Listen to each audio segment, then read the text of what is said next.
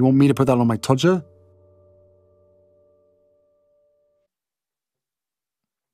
Harry's wife. Harry, desperate to escape. Hello, I'm H.G. Tudor. I've explained to you that as a consequence of Harry's wife being a narcissist, Harry is the intimate partner primary source in her fuel matrix. The easiest individual to control, combined with somebody that fountains with fuel, has plenty of character traits and residual benefits, although we know that the character traits and residual benefits are starting to dry up, which may well prompt his disengagement. He sits within the fuel matrix as an individual that is controlled by her with a variety of both benign and malign manipulations. He was seduced, where he was given plenty of spicy poontang. His vulnerabilities, vis-a-vis, for instance, the fallout following the death of his mother, and his other insecurities were played upon by her. His strong narcissistic traits were also subconsciously utilized by her for the purposes of asserting control over him, and he thought, quite simply, that he'd met his soulmate, that it was time for him to have somebody special in his life. He saw that his father had ended up with Camilla, that his brother had Kate, and finally, for him, there was someone that apparently adored him, worshipped him. Word tickled pink pods with her tongue. And thus, completely obscured by his emotional thinking, he fell in love with her and moved at undue haste to become engaged and married, a typical modus operandi of the narcissist to assert control over the victim. Thereafter, he has entered sustained devaluation, which is always the fate of the intimate partner primary source. He will suffer various abuses, being triangulated with other people compared to them unfavourably, shouted at, frozen out. Sex taken away from him, belittled, invalidated, subjected to circular conversations, the past being brought up and used against him, his vulnerabilities that were once supported thrown in his face, and many other manipulations beside. Where it then goes, well, it might be that she disengages from him, which, as I've explained in parts past him, is the most likely outcome, that she will get rid of him and divorce will follow.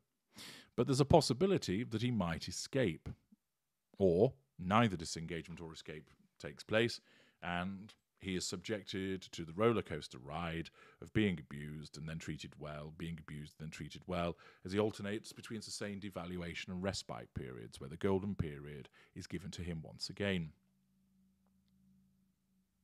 However, there are those that think that Harry is indeed desperate to escape, that he perhaps is waking up to what he's found himself in, or, if he doesn't truly understand it, he isn't happy with the way that he's been isolated from friends and family, the way that he's told to go there, do this, the way that he's been indoctrinated into her mindset, and that whilst he may not realise that he's dealing with a narcissist, he's dissatisfied and unhappy with all of those things, so that he's starting to question the validity of his marriage.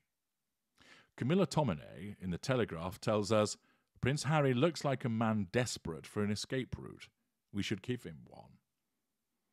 Let's find out what this is. Is it a case that he is now waking up and therefore is seeking to escape? And if so, does Camilla Tominey come up with some suggestions to how that might be achieved?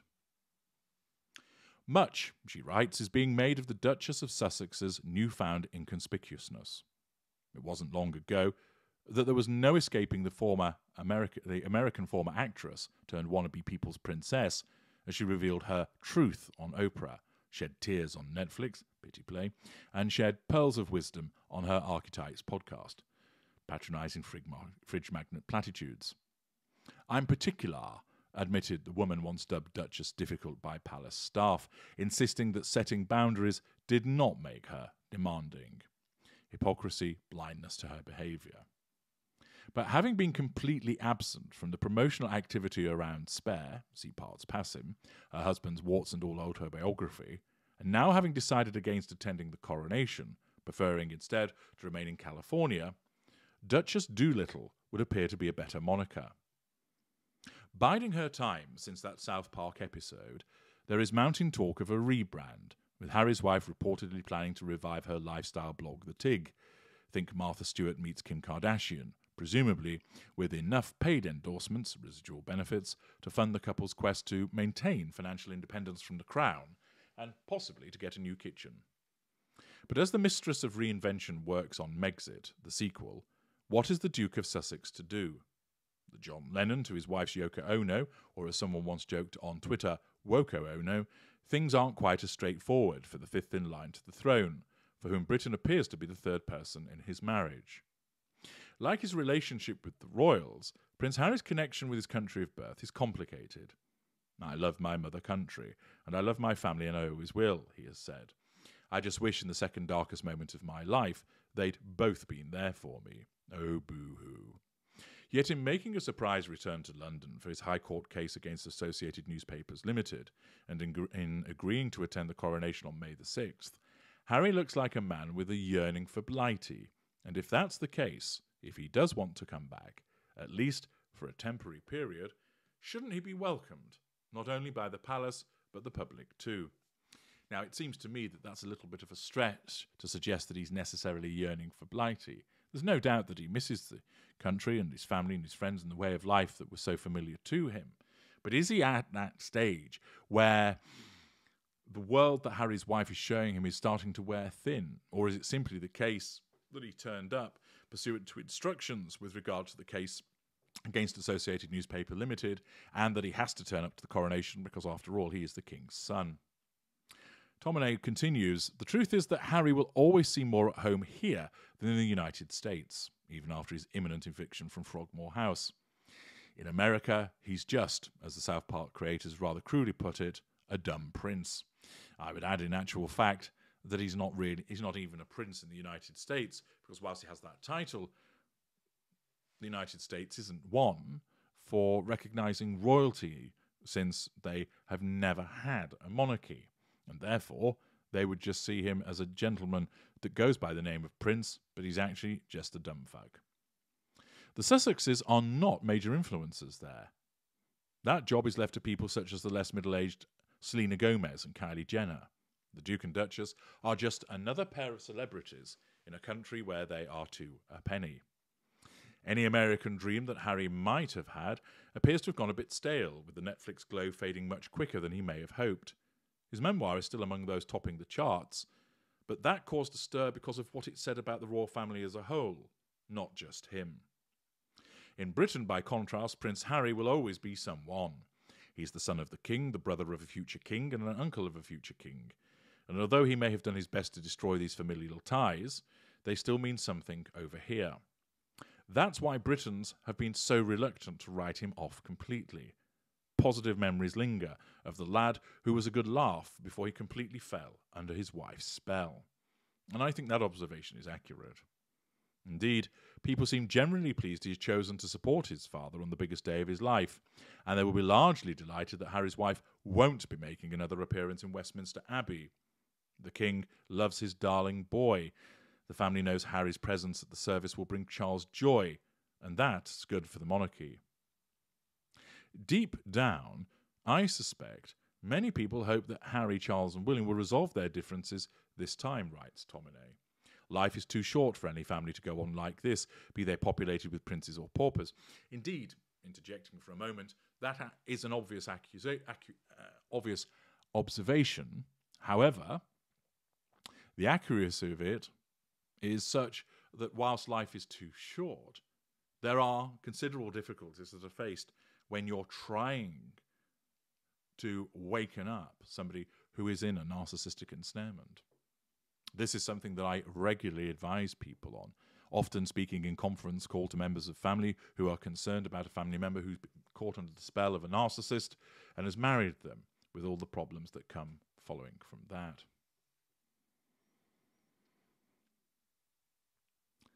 It is not as straightforward as sitting down and having a chat to reconcile differences.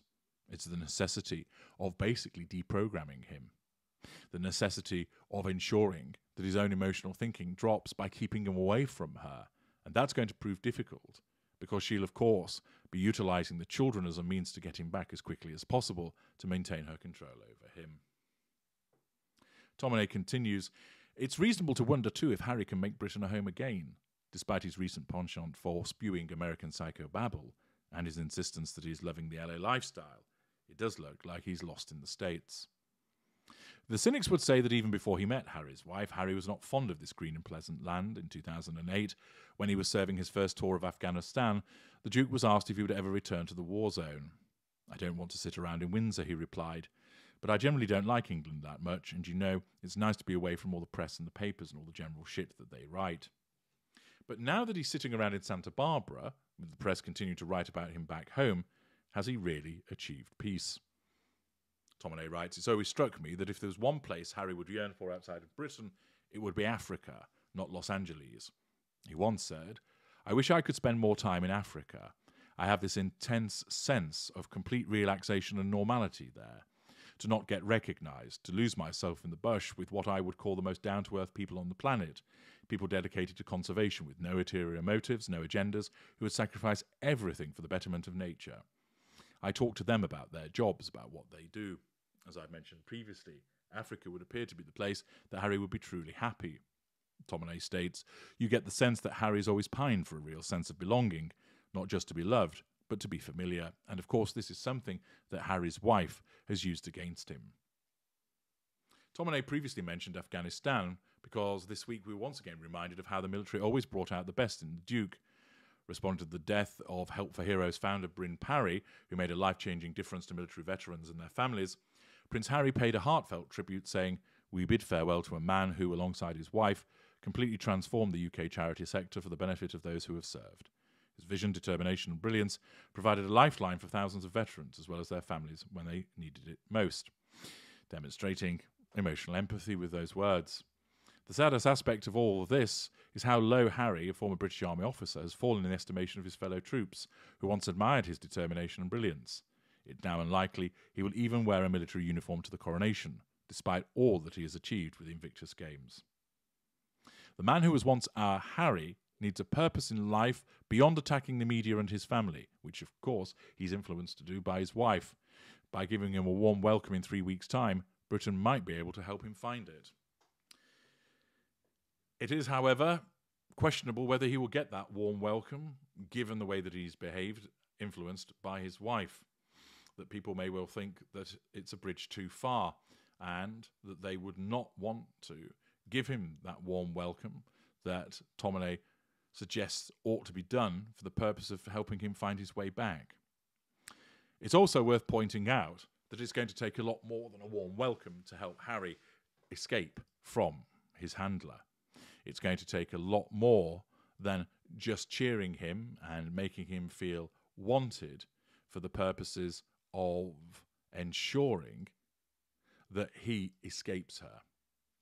The fact is that it requires a greater level of personal intervention and detailed intervention by individuals that know what she is and to understand what it is that has been affecting his behaviour.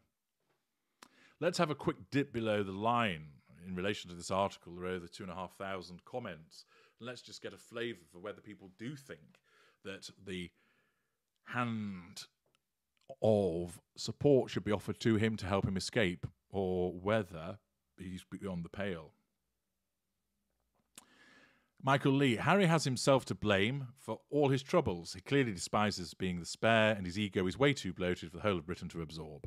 For better or worse, his marriage to Harry's wife exposed all of Harry's unpleasantries that the palace successfully helped to conceal for the longest time. He is ultimately his own worst enemy.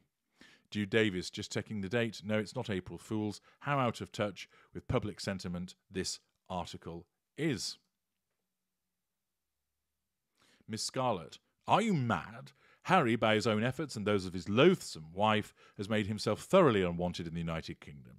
He has pronounced the whole country racist and accepted an award for exposing invented racism, when all we did was call out her lies, deceit, general unpleasantness. She will break his heart for sure, when she has sucked all the usefulness out of him and left him for her next victim, because he's always been besotted with her, while she's rather more attracted to his access to wealth, which she greatly overestimated in titles. But he's a grown-up and has invited it all himself, and will have to live with the consequences. John Cooper. In Britain, by contrast, Prince Harry will always be someone. It's true, to many of us now, he'll always be a manipulated little plonker who dumped on his family. He can stay in California until Harry's wife casts him off. In fact, he can stay after that happens too. John Smith. If anyone is talking to Harry while he's here for the coronation, they need to make absolutely sure they have a witness present at all times. Diane Smith. I don't think you're reading the room, Camilla. The charge sheet of betrayal and hurt, particularly against his grandparents and brother, let alone his reported comments about Queen Camilla, is too long and damaging. Not forgetting selling out to Netflix. P. Gadd. Big rot, Camilla. The vast majority will never warm to Harry Windsor again. He's a treacherous turncoat who would have been beheaded 300 years or so ago. Bettina Thwaite. Where do I start? But I'll pick one thing. He made the Queen's life and the Duke's life stressful at their ends of life. That on its own was evil. Lindsay Poulsen. So it's still poor Harry. Bog rot. Chris Daniels. I don't think so. Prince Harry's made his bed and must lie in it. Anything else would be to take entitlement to a whole other level.